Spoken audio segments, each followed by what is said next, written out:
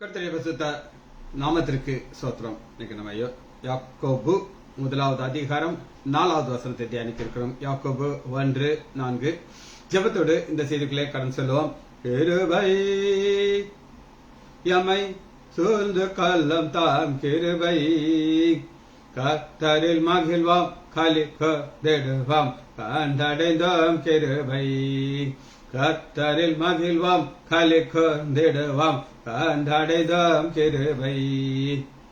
யோர்தானை கடந்து வந்தோம் எங்கள் இயேசுவில் பலனடைந்தோம். யோர்தானை கடந்து வந்தோம் எங்கள் இயேசுவில் பலனடைந்தோம்.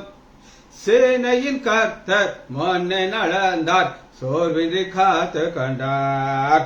சேனையின் கர்த்தர் முன்னே நடந்தார் சோர்வின்றி காத்து கண்டார். கிருபை எமை சோழ்ந்து காலம் தாம் கிருபை கர்த்தரில் மகிழ்வாம் களிக்கொண்டிடுவாம் கண்டடைந்தோம் கிருபை. கர்த்தர் இவ்வாண்டினிலே பெரும் காரியம் செய்திடுவார். கர்த்தர் இவ்வாண்டினிலே பெரும் காரியம் செய்திடுவார். காத்து தவிக்கம் வல்லமகேலும் கர்த்தரை வாழ்ந்திடுவார். காத்து தவிக்கம் வல்லமகேலும் கர்த்தரை வாழ்ந்திடுவார். கிருபை எமை சோழ்ந்த காலம் தாம் கிருபை கர்த்தரில் மகிழ்வாம் களிக்கொண்டிடுவாம் கண்டடைந்தோம் கிருபை. தேசமே பயப்படாதே எங்கள் தேவன் கிரியை செய்கிறார். தேசமே பயப்படாதே எங்கள் தேவன் கிரியை செய்கிறார். தேசத்தின் நன்மை சேமம் அருள்வார் தாசர்கள் வேண்டிடுவாம். தேசத்தின் நன்மை சேமம் அருள்வார் தாசர்கள் வேண்டிடுவாம். ரகரபரா ரகரா ரபா ரகரா ரபரபரபரா ரகன ரகரகரா. ஆண்டுகள் நான்மையினால் முடி சோர்ந்து பலா பெருக. ஆண்டுகள் நான்மையினால் முடி சோர்ந்து நலம் பெருக. தேசத்தின் மீதே கான்களை வைத்து பாசமாய் நோக்கிடுவார். தேசத்தின் மீதே கான்களை வைத்து பாசமாய் நோக்கிடுவார். கிருபை எமை சோழ்ந்த காலம் தாம் கிருபை கர்த்தரில் மகிழ்வாம் களிக்கொண்டிடுவாம் கண்டடைந்தோம் கிருபை. சாதி ஜனங்களையும் வந்து மோதி அசைத்திடுவார். ஜாதி ஜனங்களையும் வந்து மோதி அசைத்திடுவார். காத்து தவிக்கம் வல்லமகேலும் கர்த்தரை வாழ்ந்திடுவார். காத்து தவிக்கம் வல்லமகேலும் கர்த்தரை வாழ்ந்திடுவார். ரீரா ரீரா ரிகரா ரெப்பா ரிபரா ரெப்பா ரிபரா ரிகரப ரிகரபரா.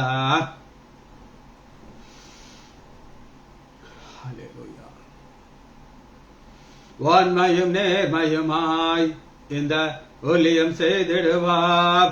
வான்மையும் நேர்மையுமாய் இந்த ஊழியம் செய்திடுவாம்.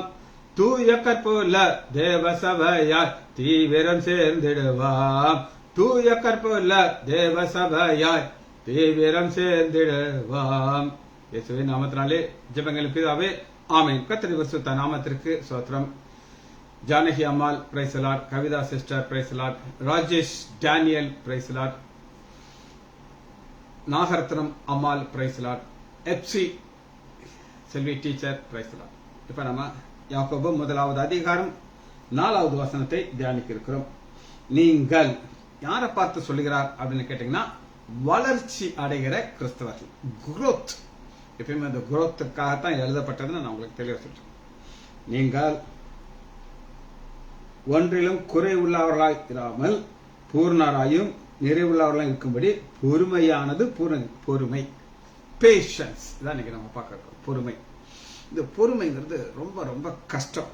நமக்கு எதுவுமே உடனே நடக்கணும். Instant instant instant instant coffee, instant masala dosa ஒரு பேக் இருக்கும், எல்லாம் ரெடியா இருக்கும். இப்படி எல்லாத்துலயுமே இன்ஸ்டன்ட் வந்துருச்சு. இன்ஸ்டன்ட் புளியோதரை, புளியோதரை எல்லாத்துக்கும் இன்ஸ்டன்ட் வந்துருச்சு. ஆனா ஆண்டவர் என்ன செய்யறாருன்னா உங்களுக்கு பொறுமை தேவைங்கிறார். இந்த பொறுமைங்கிறது ஒரு கஷ்டமான காரியம். ஆனா இதான் ஆண்டவர் நமக்கு வைத்திருக்கிற பாதை. சரி, இதனுடைய படிகளை நம்ம பார்க்கிறோம். ஸ்டெப்ஸ், ஒவ்வொரு ஸ்டெப்பா பார்க்கணும். ரோமர் 5வது அதிகாரம் 3வது வசனத்தை வாசிக்கிறோம். ரோமர் 5:3. இந்த முதிர்ச்சிக்கு ஒரு ஸ்டெப்ஸை பார்க்கிறோம். உபத்திரம் பொறுமை. ஒரு உபத்திரம் வந்துருச்சுன்னா நமக்கு ஒரு பொறுமை வரும். அந்த உபத்திரத்துக்கான டைம் வச்சிருக்க. அந்த உபத்திரம் நீங்கிறவர் மனுஷனும் அவனுடைய பாதத்துல பொறுமையா காத்திருக்கணும். காத்திருக்கலன்னா என்ன நடக்கும் அதான் எனக்கு சரி. யார் யாரெல்லாம் அந்த பேஷன்ஸா காத்திருக்காம பிரச்சனை வந்துச்சு அதை நம்ம எனக்கு பார்க்கறோம். அதான் நீங்க நம்ம செய்தியுடைய பேக்ரவுண்ட் உங்களை காட்டு. பொறுமை பரீட்சைங்கிறது எக்ஸ்பீரியன்ஸ், ஒரு அனுபவமாக அது உங்களுக்கு மாறணும். நான் என்னுடைய வாழ்க்கையில எத்தனையோ சாட்சிகளை உங்களுக்கு நான் சொல்லியிருக்கிறேன். சில சாட்சிகளை திரும்ப திரும்ப திரும்ப சொல்லுவேன். ஏன்னா அது எனக்கு ஒரு பிடிச்ச ஒரு பாதை, கஷ்டமான பாதை. அது எனக்கு என்ன கொடுத்திருக்கு? ஒரு அனுபவம் கொடுத்திருக்கு. பரீட்சை நம்பிக்கை மற்றும் உதவின எபனேசர் இனியும் காப்பார். நான் என் மனைவி என் மகளும் பேசிட்டு இருக்கும்போது ஒரு சிக்கலான மேட்டரை, பிரச்சனையான மேட்டரை பேசும்போது அதை முடிக்கும் போது என் மகள் இப்படிதான் படிப்பான். ஏப்பா என்னப்பா சொல்றீங்க? இம்மட்டும் உதவின எபனேசர் இனியும் காப்பார், கண்டுக்கிறாங்கப்பா அப்படின்னு சொல்லுவா. அது அப்புறம் அந்த டாபிக் எடுக்க மாட்டோம். அது என்ன கொடுக்கும்? நம்பிக்கை. 3வது நீங்கள் அறிந்து உபத்திரவங்களில் மேன்மை பாராட்டுகிறோம். உபத்திரவத்தில் எப்படிங்க மேன்மை பாராட்ட முடியும்? உங்களுக்கு நான் பல அனுபவங்களை சொல்லியிருக்கேன். பிரச்சனையான அனுபவம் எல்லாத்தையும் சொல்லி சொல்லி சொல்லி அது எனக்கு ஒரு மேன்மை. நீங்க நினைக்கிற மாதிரி நான் ஸ்மூத்தான பாதையில போறேன் நீங்க நினைக்காதே. நான் போற பாதையில இருக்கிற கஷ்டங்களை உங்களுக்கு நான் என்னுடைய அனுபவமாக உங்களுக்கு சொல்லியிருக்கேன். இத எபிரேயர்ல அவர் என்ன சொல்லுகிறார்? வாக்கியம் என்ன சொல்லுகிறார்? எபிரேயர் 6வது அதிகாரம் 12வது வசனத்தை உங்களுக்கு வாசிக்கும். எபிரேயர் 6வது அதிகாரம் 12வது வசனம். உங்களுக்கு நம்பிக்கையின் பூரண நிச்சயம் உண்டாகும்படி. பூரண நிச்சயம் அப்படின்னா என்ன அர்த்தம் அப்படின்னு கேட்டீங்கன்னா, என் ஆண்டவர் என்னோட கூட இருக்கு, நீ வழி நடத்துக்கிறார்.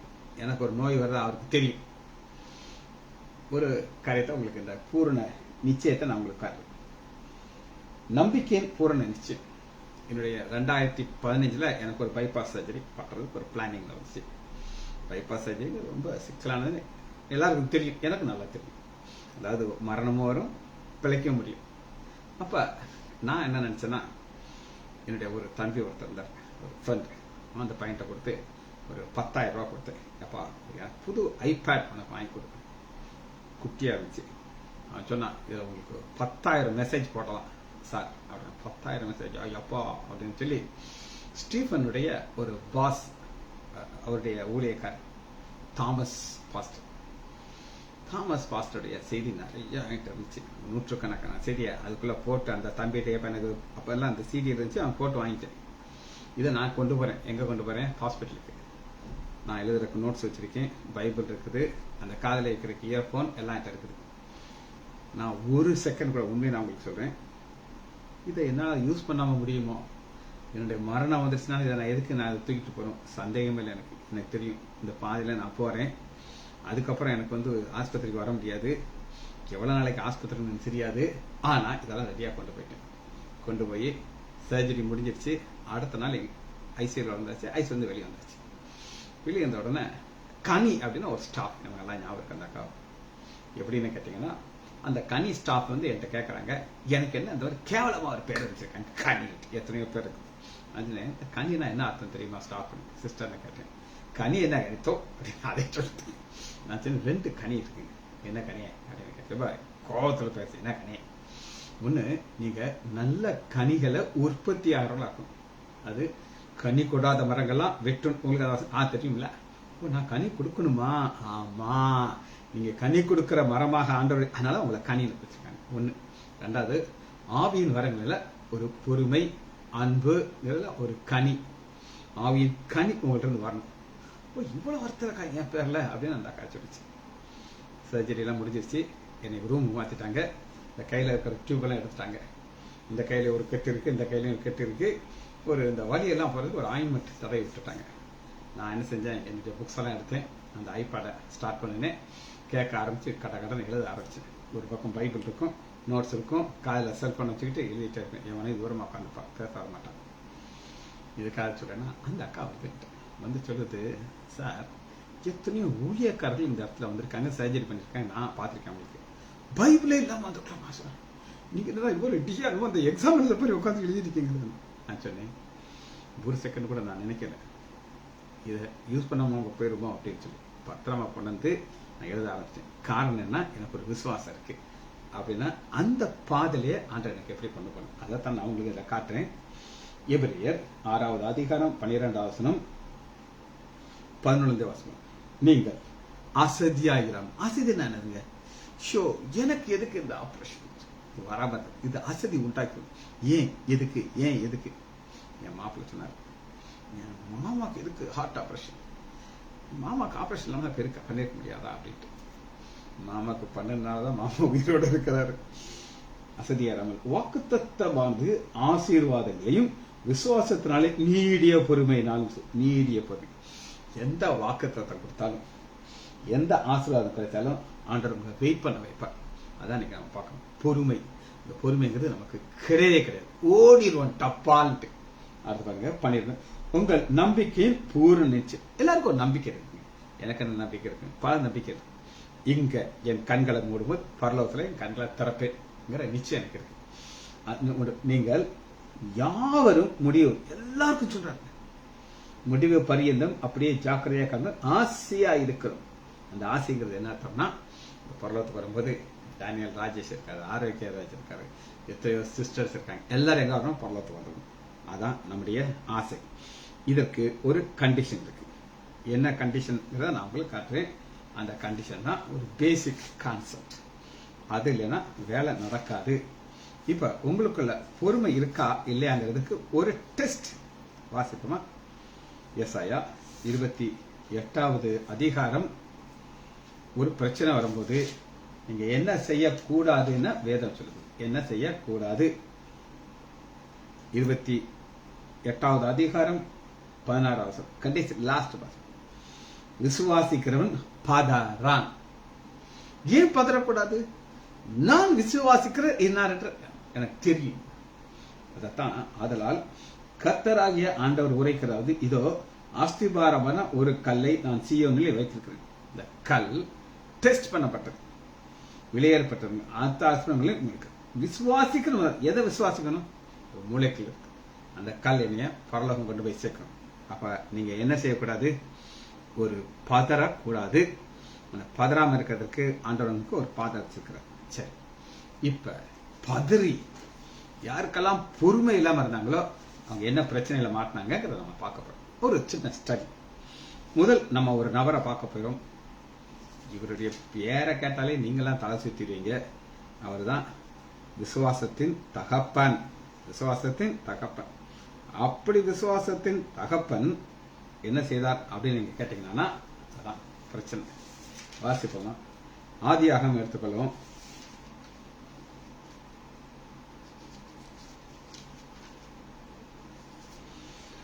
பதினாறாவது அதிகாரத்துல அந்த விசுவாசத்தின் தகப்பனுக்கு ஒரு சோதனை வந்துச்சு. இவருக்கு பொறுமை தேவை. என்ன தேவை? அவனுக்கு பிள்ளை கொடுப்பேன்ட்டாரு. அந்த பிள்ளை எப்படி இருக்குன்னா, அது அவனுக்கு வர்ற பிள்ளை அப்படின்ட்டார். எல்லாம் தெளிவா வச்சுக்கிட்டார். சொல்லிட்டு அவர் எல்லாம் சொன்னதே உங்களுக்கு காமிச்சிருக்கேன். அதான காட்டணும். 15வது அதிகாரம் 4வது வசனத்துல கிறிஸ்டல் கிளியரா தெளிவா ஆண்டவர் என்ன சொல்லியிருக்காரு. அப்பொழுது 4வது வசனம், கர்த்தருடைய வார்த்தை அவனுக்கு உண்டாகி, இவன் உனக்கு சுதந்திரம் இல்லை, உன் கர்ப்பத்துக்கு உனக்கு சுதந்திரம் இருக்கு அப்படின்னு சொன்னா, இவரு பிள்ளை இல்லை. சாரால் ஒரு ஐடியா கொடுக்கறாங்க. அத்தான் நான் உங்களுக்கு ஒரு ஆலோசனை சொல்றேன். நீங்க நீ திட்டக்கூடாது, வையக்கூடாது அப்படின்னு மட்டும் நான் சொல்லுவேன். நீங்க கோவப்படக்கூடாது. ஏன்னா நீங்க புசுக்குன்னு உங்களுக்கு கோவம் வந்துடும். சொல்லுமா, அவனுக்கு என்ன பிரச்சனை? எனக்கு பிள்ளை இல்லாம ஆகி போச்சு. நம்ம ஈயத்துக்கு பஞ்சத்துக்கு போனோம் பாத்தீங்களா? வரும்போதுல லட்டு மாதிரி ஒரு பொண்ணை கூட்டு வந்தேன் ஆகாருன்னு. அந்த பொண்ணு பார்க்க சூப்பரா இருந்த கூட நான் நினைக்கிறேன். நீங்க அந்த பொண்ணை கல்யாணம் கட்டணும், அது எனக்கு ஆசை.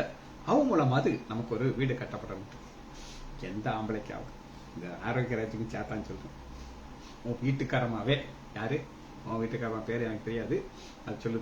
ஒரு அழகான பொண்ணை கூட்டிட்டு வருது, இவளை நான் உங்களுக்கு திருமணம் செய்து வைக்கிறேன், நீங்க 2 பேரும் குடித்தனம் இருந்து நம்ம இன்னும் கொஞ்சம் பிள்ளைகளை நம்ம பெறுவோம் அப்படின்னு சொன்னா இவரு நோ சொல்லுவாரா, எஸ் சொல்லுவாரா?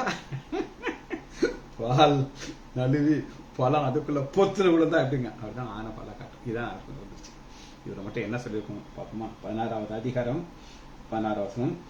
ஆபிரகாமுடைய மனைவியாகிய சாராய் பிள்ளை இல்லாதது, எகிப்து தேசத்தாலேயே ஆகார் என்னன்னு கூட இருக்கா.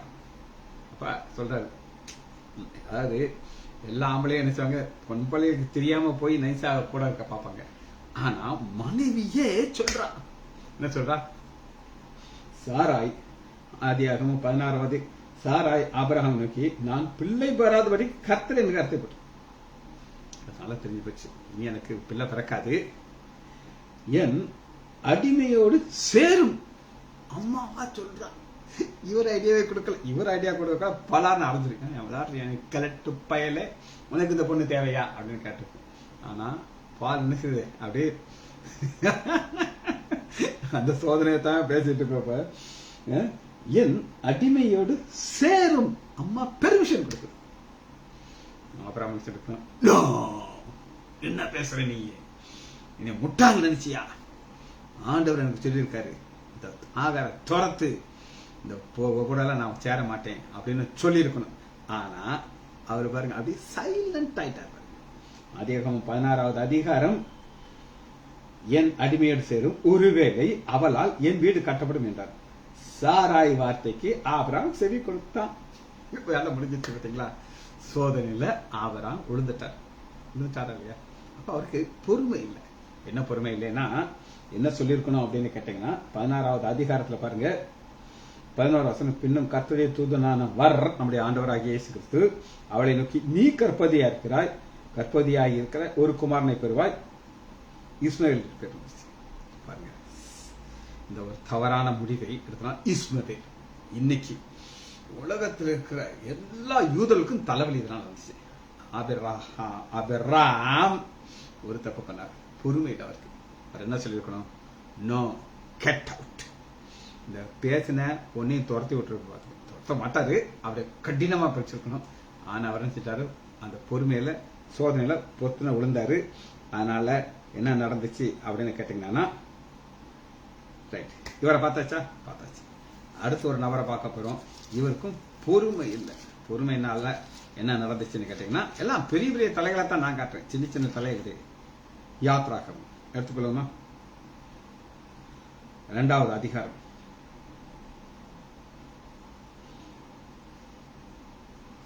ஒரு சண்டையை பார்க்கிறார். 2வது அதிகாரம்.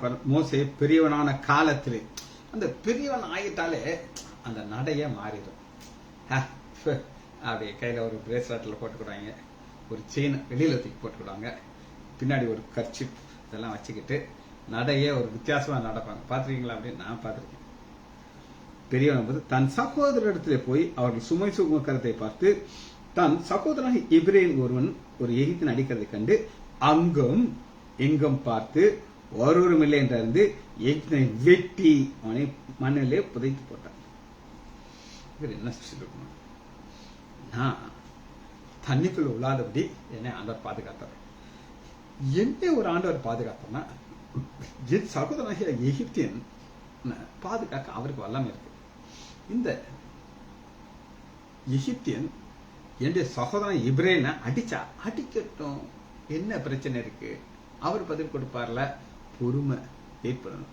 வெயிட் பண்றதுக்கு ரெடி இல்லை.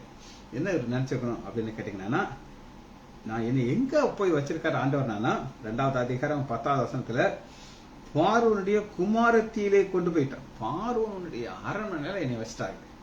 அதனால நான் பெரியவன் ஆயிட்டேன். நான் பொறுமையா இருக்கணும். யா சாமி, நான் என்னுடைய பவரை யூஸ் பண்ணக்கூடாது. எனக்கு ஒரு பவர் இருக்கு, அந்த பவரை நான் யூஸ் பண்ணக்கூடாது அப்படின்னு பொறுமையா காத்திருக்காததுனால என்ன நடந்தது அப்படின்னு கேட்டீங்கன்னா, 14 அதற்கு எங்கள் மேல் உன்னை அதிகாக நியாயத்தது யார்? நீ எகிப்தினை கொன்று போட்டவர்கள் எங்களையும் கொன்று விடாங்க. பார்வோன் அந்த காரியத்தை கேள்விப்பட்டது மோசையை கொலை செய்ய வயதினால் மோசே பார்வனிடத்திலே தப்பி ஓடி மீதியான தேசத்திலே போய் தங்கி ஒருத்தர் இருக்காங்க. இப்ப ஆடு மேய்க்கிற வேலை கிடைச்சிருச்சு. உயிருக்கு பயந்து, இவர் என்ன இருக்கணும், ராஜகுமாரத்தி அங்க இருக்கணும். 40 வருஷம் மாமாவுடைய ஆடை மேய்ச்சிக்கிட்டு இருந்தாங்க. யோசிச்சு பாருங்களேன். இந்த பொறுமை இல்லைனால என்னெல்லாம் பாதை மாறிடுச்சு பாருங்க. இந்த ஆடு, அதான் அவர் ஆடு கிடையாது, மாமாவுடைய ஆடு. கணக்கு கொடுக்கணும், மாமா வைவாரு கரெக்டா. ஆடு போய் சேரலன்னா ஆடு பின்னாடியே போயிட்டே இருக்கும்போது அவர் பிளாஷ்பேக்ல நினைச்சிருப்பாரு அவர் தன்னுடைய லெவல், அவர் எப்படிப்பட்ட ஒரு ஸ்டேட்டஸை உடைய மோசே அப்படின்னு நீங்க கேட்டீங்கன்னா எடுத்துக்கணுமா. எபிரேயர் எடுத்துக்கிட்டாங்கன்னா தெரியும் மோசையுடைய ஸ்டாண்டர்ட் என்ன அப்படின்னு கேட்டீங்கன்னா, மோசே எபிரேயர் 11வது அதிகாரம் 24வது வசனம், விசுவாசத்தினாலே மோசே தான் பெரியவனான பொழுது பார்வோனுடைய குமாரத்திங்களை வெறுத்து. பார்வோனுடைய குமாரத்திங்கிறது ஒரு பயங்கரமான ஒரு ஸ்டேட்டஸ். உதாரணத்துக்கு நான் சொல்ல போறேன், அம்மா ஜெயலலிதா இருந்தாங்க, இப்ப இறந்து போயிட்டாங்க எல்லாருக்கும். பக்கத்துல சசிகலா அப்படின்னு ஒரு அக்கா இருந்தாங்க. அக்காக்கு என்னெல்லாம் பவர் கிடைச்சிருக்குன்னு நினைக்கிறீங்க? அத்தனை பவர் ஏன் அவர் கிடைச்சிருக்கா கூட இருந்தனால. 2 பேரும் அதுக்கப்புறம் செத்து போடுற அந்த அக்கா ஜெயிலுக்கு போயிட்டா, அது வேற கதை, அதை விட்டுருங்க. அப்ப இவர் என்ன ஒரு லெவல், அவருடைய லெவல் அப்படின்னு கேட்டீங்கன்னா, இவருடைய ஒரு பவர் எவ்வளவு பவர் அப்படின்னு கேட்டீங்கன்னா,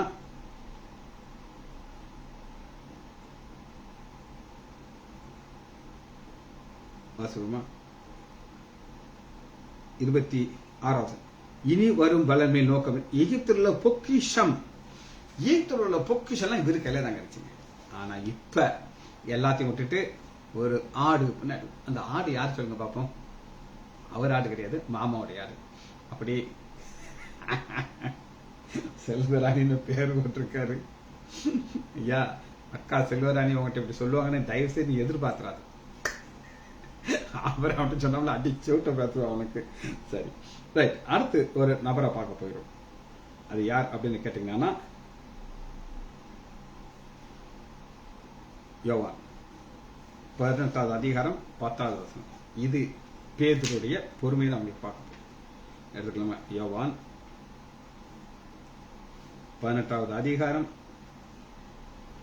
10வது வசனம். அப்பொழுது சீமோன் பேதுரு தன்னிடத்திலிருந்த பட்டயத்தை உருவி பிரதான ஆசாரியனாகிய வேலைக்காரனுடைய காதலை வெட்டினான். அந்த வேலைக்காரன் பெயர் மல்குஸ். என்னங்கிறத நான் உங்களுக்கு சொல்றேன். அதாவது இவரை காதை வெட்டுறது அவர் ஐடியாவே கிடையாது, கழுத்தை வெட்டுறது ஐடியா. கழுத்தை வெட்டுறதுக்கு ஐடியா இல்ல, பட்டயத்தை எடுத்து வெட்டுறாரு. ஆனா குறி லேசா ஆங்கிள் மாறி சோறு கிடைக்காது. கரெக்டா சொல்லிட்டாரு. சரியா? இப்ப பேதுருடைய நினைப்பு என்ன அப்படின்னு கேட்டீங்கன்னா, நான் என்னுடைய பவர்னால இயேசுவை காப்பாற்றுவேன். ஆண்டவராகிய இயேசு கிறிஸ்து ஒரு பொறுமையில இருக்க அந்த பாதையில போறதற்கு இப்ப சிலுவைக்கு போகணும், அவமானப்படணும், நிந்தைகள் அவர் மேல வரணும், எல்லாத்தையும் சகிக்கணும், உலகத்தில் உள்ள பாவெல்லாம் அவருக்கு மேல வரணும். அதனுடைய ஃபர்ஸ்ட் ஸ்டெப் தான். இந்த ஃபர்ஸ்ட் ஸ்டெப்பை பார்க்கும்போது பேதுருக்கு எல்லாம் தெரியும். பேதுரு எல்லாம் சொல்லியிருக்காரு. பேதுரு சொன்னாரா சொல்லலையா? கட்டாயம் சொன்னார். வாசிப்போம் நம்ம 16வது அதிகாரத்துல ஆண்டவர் எவ்வளவு தெளிவா சொல்லியிருக்காரு அப்படின்னு கேட்டீங்கன்னா, 16வது அதிகாரம் 21. அது முதல் இயேசு தாம் எருசலேமுக்கு போய் மூப்பராலும் பிரதான ஆசிரியர்களும் வேதபாரர்களும் பல பாடுபட்டு கொலையுண்டு 3ஆம் நாள் இதை சொன்னார். சொன்ன உடனே பேதுரு அவரை தனியாக அழைத்துக் கொண்டு, இது உனக்கு நேர் சம்பவித்து அவரை கடிந்து கொண்டார். முகத்தை சுழிச்சுக்கிட்டு, அதாவதுங்க ஒருத்தர் முகத்தை பாவனை நல்ல தெரியும் உங்களுக்கு. இப்ப உங்களை கல்யாணம் கூப்பிட்டு வந்திருக்காங்க. இந்த கூட்டு வரும்போது அவங்களுடைய முகத்துல அந்த சந்தோஷத்தை பார்க்கலாம். கடமைக்கு கொடுத்தாலும் தெரியும். அதுபோல இங்க தெளிவா பார்த்துட்டு அவர் திரும்ப பேதுரு பார்த்து, எனக்கு பின்னாடி போ சாத்தானேங்கிறார். அந்த போன்னு சொன்ன தான் இங்க என்ன சொல்றாரு பாருங்க, கத்தி எடுத்தார், பட்டயத்தை தூக்கி வெட்டிட்டார். இதனால என்ன நடந்துச்சு அப்படின்னு கேட்டீங்கன்னா, ஆண்டவராகிய இயேசு கிறிஸ்து ஒரு அற்புதத்தை செய்துட்டார். அது எக்ஸ்ட்ரா அற்புதமா செய்து காமிச்சிட்டார். இப்ப பேதுருக்கு கழுத்துல வர வேண்டிய கத்தி காதோட போயிடுச்சு. இன்னைக்கு பொறுமைங்கிறது நம்முடைய வாழ்க்கையில வரணும். இது வர்றதற்கு ஆண்டவர் என்ன செய்கிறார் அப்படின்னு கேட்டீங்கன்னா, இந்த பொறுமை நம் வாழ்க்கையில வரணும். வர்றதற்கு ஆண்டவர் என்ன செய்யறாருன்னா, நம்ம ஒரு வசனத்தை உங்களுக்கு நான் காட்டுறேன், எடுத்துக்கொள்ளுவோமா? ரோமர் 15வது அதிகாரம் 4வது வசனம். ரோமர் 15:4. வேத வசனத்தால் உண்டாகும் பொறுமை. வேத வசனம் போல வசனத்தை தியானிச்சுக்கிட்டு இருக்கீங்களோ அது பொறுமையையும் ஆறுதலினாலே நம்பிக்கை உண்டாகும்படி இவைகள் எழுதியிருக்க நமக்கு போதனையாக எழுதியிருக்குது. இப்ப வேதத்தில் இருக்கிற ஒவ்வொருத்தரும் இப்ப நான் உங்களுக்கு காமிச்சேன், ஆபிரகாம் காமிச்சேன், மோசேயை காமிச்சேன். இவங்க எல்லாரும் நம்மளுடைய முற்பிதாக்கள். இவங்க வாழ்க்கையில என்னெல்லாம் தவறு செய்தார்களோ அந்த தவறு நமக்கு எப்படி இருக்கணும், ஒரு பாடமாக இருக்கணும். இப்ப நான் ஆர்த்தோ சர்ஜரி பண்ணும்போது இப்பதான் நான் பிகினர், எனக்கு நிறைய எக்ஸ்போர்ட்ஸும் கிடையாது, இங்க எப்படி செய்யணுங்க எனக்கு தெரியாது. அப்ப எனக்கு தொழில் சொல்லிக் கொடுத்தவர் டாக்டர் புகழேந்தி பாண்டியன். இன்னைக்கு இருக்காரு, இன்னைக்கு என்னோட அன்பா இருப்பார். நான் சொல்றது 84, 85 அப்ப உள்ளது. அப்ப நாங்க சர்ஜரி பண்ணும்போது அவர் நைஃபை பிடிச்சுக்கிட்டு அவர் சொல்லுவாரு, சிஜி இதை எப்படி இன்செக்ஷன் பண்ணணும்னா அப்படி போட்டா நேரா போன் வர போயிடணும், போய் அது ஃபிளாப்பை தூக்கணும், ஒவ்வொரு லேயரா கட் பண்ணானா ஸ்கின் நெக்ரோஸ் ஆயிரும் சொன்னாரு. இது என் மண்டையில போய் உட்கார்ந்துருக்கு. எல்லா சர்ஜரிங்க அந்த பர்டிகுலர் சர்ஜரி போது எனக்கு என் காதுல டாக்டர் புகழேந்தி பாண்டியன் சொன்ன அப்படியே ரங்கா ஒழிக்கும், அப்படி சல்லனை போட்டு ஒரு தூக்குவேன், அழகா ஹீல் ஆகும். இது அவர் சொல்லுகிற ஒரு டெக்னிக். இப்ப அடுத்து ஒரு தலைப்பு நான் உங்களுக்கு சொல்ல போறேன். Let a surrendered will.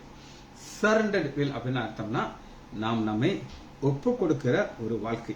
அதனாலதான் இவையில் நமக்கு எழுதியிருக்குது. அந்த சரண்டர்ட் வில் என்னங்கிறது நம்ம பார்க்க போறோம். வாசிப்போமா? யாக்கோபு 1வது அதிகாரம் 4வது வசனம். நீங்கள் எல்லாவற்றிலும் குறைவுள்ளவர்கள். சரண்டர் இதற்கான குறைவுள்ளவர்களா இருக்கிறது, குறைவு இல்லாதபடி இருக்குது. குறைவு நம்முடைய வாழ்க்கையில வராம இருக்குது. சரண்டர். சரண்டர் ஆனா தான் ஆண்டவரால் நம்மளால யூஸ் பண்ண முடியும். இந்த சரண்டர்ல என்ன இருக்குது அப்படின்னு கேட்டீங்கன்னா, நம்முடைய குணாதிசயத்தை மாற்றுவதற்கு ஆண்டவர் ஒரு உதவி செய்யும். குணாதிசயம் ஒண்ணு இருக்குது. இப்ப புரிய ஒரு சின்ன உதாரணம் சொல்றேன். நம்ம ஆண்டவர்கிட்ட ஜெபம் பண்ணலாம். ஒரு ஸ்டாண்ட், ஒரு கதையை நான் உங்களுக்கு சொல்றேன். D.L. மூடி அவர் ஒரு பெரிய ஒளியக்கார், நீங்க கேள்விப்பட்டிருக்கீங்க. அப்படி ஒரு ஒளியக்கார் நீங்க பார்க்க முடியாது. அவரு சிகரெட் குடிக்கிறார், சிகார் சுருட்டு குடிக்கிறார். அந்த காலத்தை ஹேபிட் ரட்சிக்கப்பட்டாரு. ஊழிய செய்து அந்த சுருட்டை மட்டும் என்ன செய்ய மாட்டார், விட மாட்டார். அதுக்கு அவரு வசனம் வச்சிருக்காரு. உள்ளே போவதுதான் தீட்டுப்படுத்தும், வெளியே போறது தீட்டுப்படுத்தாதுன்னு சொல்லிட்டு நான் வர புகைய விட்டுட்டேன்ல, நான் தான் உள்ள இருக்கல அப்படின்னு சொல்லி அதுக்கு வசனம் சொல்லி தப்பிச்சுட்டு குடிச்சிட்டே இருப்பாரு. ஒரு தடவை அவருடைய இந்த செகண்ட் ஸ்டாண்டர்ட் வாத்தியார் எதிர்த்து வர்றாரு. வந்த உடனே அந்த சுருட்டை பின்னாடி வச்சுக்கிட்டாரு. சார் வணக்கம் சார், ஆமா டிஎல் முடியல உன்னைய பத்தி ரொம்ப ஃபேமஸா சொல்றேன்ப்பா அப்படின்னு சொல்லிட்டு இருக்காரு. சுருட்டங்கிறதுக்கு பின்னாடி இருக்கு. அவருக்கு போனதுக்கப்புறம் ஆண்டவர் சொல்றாரு, ஏன் முன்னாடி இருந்து சுருட்டு குடிக்கிற, உன் வாத்தியாருக்கு பயந்து சுருட்ட பின்னாடி இருக்கிற பார்த்தீங்கன்னா அன்னைக்கு தூரப்படுறாங்க. அதாவது சரண்டர் வில். என்னைக்கு இந்த சோதனை நம்ம வெளியில வரணுமோ சரண்டர் வில் நமக்கு தேவை. இந்த சரண்டர் வில்ல நமக்கு என்ன தேவைன்னா சப்மிஷன். சப்மிஷன் அடுத்து நம்முடைய வாழ்க்கையில அதிகாலையில தேவனை தேடணும். அதிகாலையில தேவனை தேடணும்னு சொல்லி நீதிமொழிகள் நிறைய இருக்குது. இன்னைக்கு ஸ்டாலின் இங்கதான் இருக்காருன்னா, காலையில நான் வாக்கிங் வந்து ஸ்டாலின் என் கண்ணில் தெரியல. 5 to 6 நான் வாக்கிங் போனேன். ஸ்டாலின் என்ன பண்ணிட்டு இருந்தான்னு அவருக்கு தெரியும், அவங்க வீட்டுக்காரமாக தெரியும். உடம்புக்கு முடியல எனக்கு தெரியும், உடம்புடையெல்லாம் இருந்திருக்கும், இல்லைன்னு நான் சொல்லலை. ஆனா பெட்ஷீட் அப்படி படுத்திக்கிட்டு நம்ம படுத்துருக்கோம். நான் பெட்ஷீட் படுத்துவேன். அதை ஆண்டவர் பிடிச்சி இழுத்து போட மாட்டாரு. நீங்க அதை தூக்கி போட்டுட்டு காலையில எந்திரிச்சு ஆண்டோடைய பாதத்துல வரணும். அப்படி ஆண்டோடைய பாதத்துல வந்தா தான் ஒரு டிலைட், சந்தோஷம் கிடைக்கும். அதற்கு ஒரு மெச்சூரிட்டி தேவை. அந்த மெச்சூரிட்டியை தான் ஆண்டவர் எதிர்பார்க்கிறாரு. மெச்சூரிட்டியை பார்ப்போமா? எபிரேயர் 5வது அதிகாரம் 12வது வசனத்துல இதுதான் பூரண வளர்ச்சிக்கு உள்ள வசனம். 5:12. காலத்தை பார்த்தால் போதகராண்டியவங்களுக்கு வேத வசனத்தின் மூல டீச்சிங். நீங்கள் பலமான ஆகாரத்தை இல்லை, பால உண்ணத்தக்கணும். இன்னும் குழந்தையா இருக்கிறீங்க, உங்களுக்கு growth தேவை. இந்த growth தேவை. இப்ப ஒரு வசனத்தை உங்களுக்கு காட்டுறேன். அதுல இருந்து ஒரு ஆழமான சத்தியத்தை நம்ம கற்றுக்கொள்ள போயிடும். 1 யோவான் 2வது அதிகாரம் 12. 1 யோவான் 2:12. பிள்ளைகளே பிள்ளைகளே அப்படின்னு சொல்லி ஒரு அட்ரஸ் பண்றோம். இது யாரை நோக்கி போனா அந்த மெச்சூரிட்டியை குறித்து நான் இப்ப உங்களுக்கு சொல்லி காலத்தை பார்த்தால் போதகராக வேண்டிய உங்களுக்கு மூல உபதேசத்தை சொல்லிட்டு இருக்க வேண்டியது. பிள்ளைகளே, அவருடைய நாமத்தினாலே உங்கள் பாவங்கள் மன்னிக்கப்பட்டிருக்கிறது. உங்களுக்கு இவங்களுக்கு என்ன தெரியும் அப்படின்னா, எங்க பாவங்கள் மன்னிக்கப்பட்டிருக்கு. இன்னும் பிள்ளைதான், நாங்களாம் குழந்தை, அதுக்கு மேல எங்களுக்கு உண்மை தெரியாது. 2வது 13 1 யோவான் 2:13 பிதாக்களே, பிதாக்கள் யாரு? கொஞ்சம் குரோத்தானவங்க. ஆனா ஆதி முதலா இருக்கிற நீங்கள் அறிந்திருக்கனாலே, உங்களுக்கு அறிந்திருக்கனால எங்களுக்கு அவ்வளவுதான் தெரியும். எங்களுக்கு வேற ஒன்றும் தெரியாது. சர்ச்சை எங்களுக்கு தெரியும், எலெக்ஷன்ல இருக்க ரூல்ஸ் அண்ட் ரெகுலேஷன் தெரியும், என்னென்னலாம் பே பண்ணானா எலெக்ஷன் நிக்க முடியும் எங்களுக்கு தெரியும். அடுத்து இதுல இருந்து என்ன போறது எல்லாம் எங்களுக்கு தெரியும். ஆனா நாங்க கிறிஸ்தவர்கள், எங்களுக்கு என்ன தெரியும்? ஆதி முதலா இருக்கிற நீங்கள் அறிந்திருக்கிறதுனால எழுதுகிறேன் உங்க பிதாக்கள். ஆனா வாலிபரே, பொல்லாங்கனை நீங்கள் ஜெயித்ததுனாலே உங்களுக்கு எழுதுகிறேன். பிள்ளைகளே, நீங்கள் பிதாவை அறிந்ததுனாலே உங்களுக்கு எழுதுகிறேன். அப்ப வாலிபர்ங்கிற ஒரு குற்றத்தாருக்கு என்ன உங்களுக்கு இருக்குன்னா, பொல்லாங்கனை நீங்கள் ஜெயித்ததுனாலே, உங்க ஜெயிக்கிறவங்க. அப்ப பாருங்க எத்தனை கூட்டம் அதுக்குள்ள உட்கார்ந்து பாருங்க. முதல் பிள்ளைகளுக்கு என்ன தெரியும்? பாவங்கள் மன்னிக்கப்பட்டது மட்டும்தான் தெரியும். இது ஒரு கூட்டம். 2வது கூட்டம் பாருங்க, பிதாக்கள், ஆதி பிதாக்கள். ஆலயத்தில் அவங்க தான் டாப்ல இருப்பாங்க, அவங்க தான் காணிக்க வாங்குவாங்க, அவங்க தான் எல்லாத்தையும் சொல்லுவாங்க. வாலிபர், பிள்ளைகளே, நீங்கள் பிதாவை அறிந்ததுனாலே உங்களுக்கு தெரியும். 14 பிதாக்களே, ஆதி முதலா இருக்கிற நீங்கள் அறிந்திருக்கிறனாலே உங்களுக்கு எழுதுகிறேன். வாலிபரே, நீங்கள் பலவான்களா இருக்கிறதுனாலும் பாருங்க, இந்த வாலிபர் தான் ஸ்பெஷல் கூட்டம். நீங்களும் நானும் எப்பவும் வாலிபரா இருக்கணும். வாலிபரே, 14 நீங்கள் பலவான்களாய் இருக்கிறதுனாலும் வேத வாசனம் உங்களை நிலைத்திருக்கிறதுனாலும் நீங்கள் பொல்லாங்கல்ல ஜெயித்தனாலும் உங்களுக்கு இந்த வாலிபருடைய காட்டுகளை நீங்க வரணும். வரதான் அந்த குரோத். அது பாருங்க, உலகத்திலும் அன்பு கூறார்கள், ஒரு உலகத்தில் அன்பு கூர்ந்தால் அந்த பிதாவை நம்பி. இந்த குரோத்தை நம்ம பார்க்கிறோம். இப்படிப்பட்ட ஒரு குரோத்தை தான் ஆண்டவர் எதிர்பார்க்கிறோம். இந்த குரோத்ல அடுத்த செக்ஷன் நம்ம மீதி நாளைக்கு தியானிப்போம். மகா இரக்கமும் கருவேமல்ல பிதாவே, துதிக்கிறோம் ஐயா, நீர் நல்லவர் ஐயா, இரக்கம் உள்ளவர் ஐயா. ஒரு குரோத், வளர்ச்சிங்கிறதுல நாங்கள் பொறுமையை குறித்து தியானிக்கிறோம் ஐயா. அந்த பொறுமை எவ்வளவு முக்கியம் என்றது வேத வசனத்தின் ஆழத்திலிருந்து அவையானவர்களுக்கு சொல்லிக் கொடுப்பதற்காக நன்றி ராஜா. பிள்ளைகள் ஒவ்வொருவரையும் என் ஆண்டவராகிய இயேசு கிறிஸ்துவின் நாமத்தினாலே ஆசீர்வதிக்கிறேன். இயேசுவின் நாமத்தினாலே ஜெபங்களின் பிதாவே, ஆமேன், ஆமேன், ஆம்.